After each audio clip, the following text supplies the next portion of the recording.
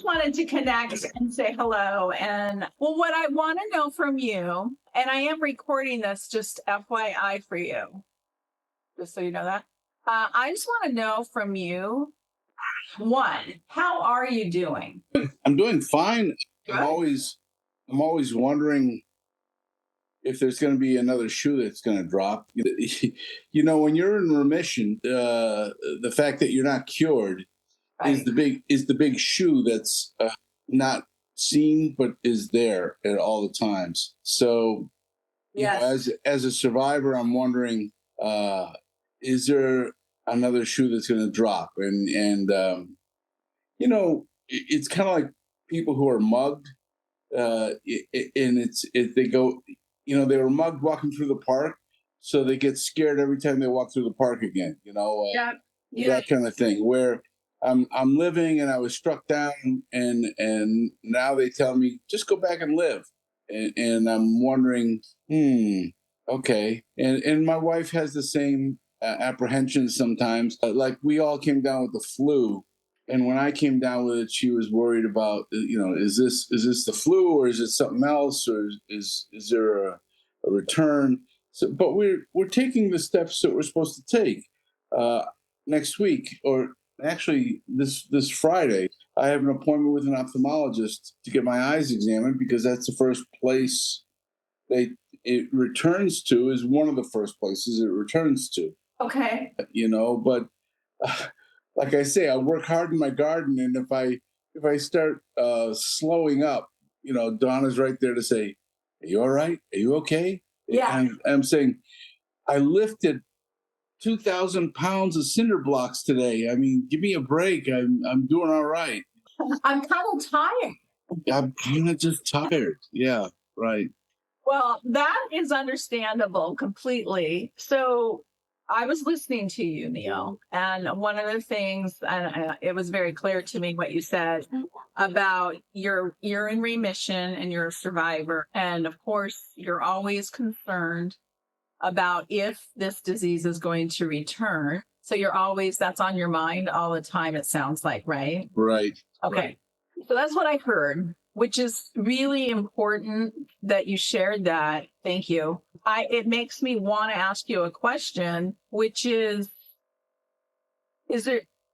have you thought about how healthcare providers could help this part of this journey? You're surviving, you know, frankly, you're thriving, really. You're surviving, but you are a survivor, and you are in remission, and you are concerned about this disease coming back and how that pretty much affects every day, probably. Is there something that you've thought about that perhaps healthcare providers could help with, or even, I don't know, but even the pharma industry? Is there anything you have ever thought about that perhaps they could help with you, and specifically everybody else that is joining in this journey with you?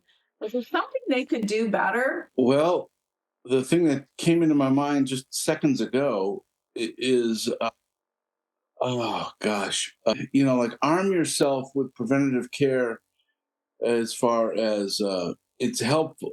I'm reading a book about stopping Alzheimer's, and they're very proactive about, these are you know, if you're going to take supplements, these are the ones you want to take. These are the things that help fight the onset of Alzheimer's.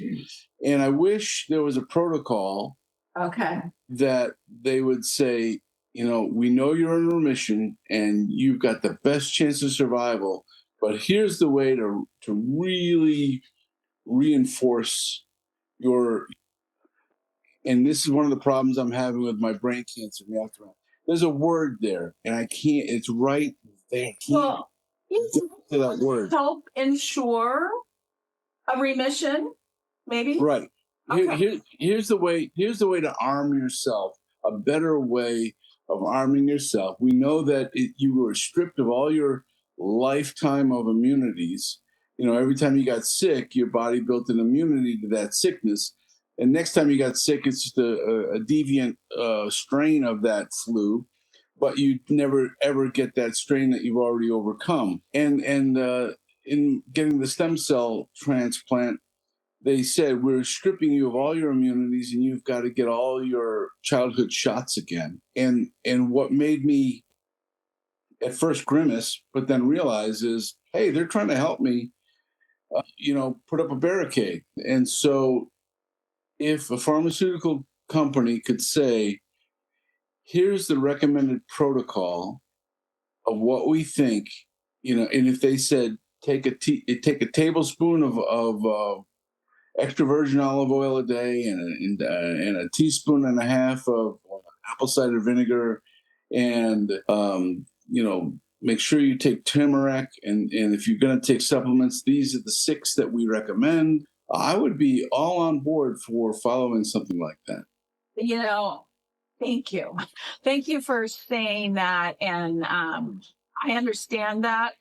I understand that it's well received on my end. And the reason, Neil, that I'm recording this is because for this purpose is so that not only do my organization and my staff and I understand more of what can be done to help you and your community, but it's also so we can properly articulate that to industry. What you just said is so important, and it's really powerful. And to me, it would be such a big benefit for this patient population, but it's not that difficult. It's not that hard, right? To Right. identify the best top 6 things to do to build up quickly your immunities. It would be easy to do. Right. And it sounds like it would be extremely helpful. And it would also give me peace of mind knowing that I'm doing my part to keep myself as strong and ready as possible. Yes. Thank you. I heard you. I want to write that down. That's awesome. Thank you. Cool. Awesome. Great. So we had only 15 minutes for our particular time today. So is there anything else you would like to share? Well, and I didn't finish that thought because Don just passed me. There's a flip side to the recommended things to do. There should be a recommended things of not to do. Okay. Like do not partake of these foods because they lend themselves to stimulating lymphoma environment or something like that. If I knew that, that would be helpful as well. Okay. Thank you. So to put it bluntly, the do's and don'ts of survival. Okay, I love that. The do's and don'ts of survival. Oh, I love that. You might have just launched a really nice, wonderful disease education campaign. This is great. I really appreciate your thoughts, Neil. Thank you. So I'm looking forward to seeing you on, I think it's April 11th, right? Right. Okay. It'll be All fabulous. Right. I can't wait. It's the day after my semi-annual Hopkins. I journey over to Hopkins, and they put me in a bang tube, the MRI, and take a picture of my brain. And I always come back elated because my doctor always says, nothing there. Go home and live. Sure. Hello. Go home and live. Yeah. That's what we want. So that'll be I'll have those results when we see each other again. Excellent. Awesome. Well, we're thinking nothing but fantastic, healthy thoughts. Absolutely. Good. Thank you. Yeah. Thank you. Have a great day. Good to see you. Bye-bye. Ciao.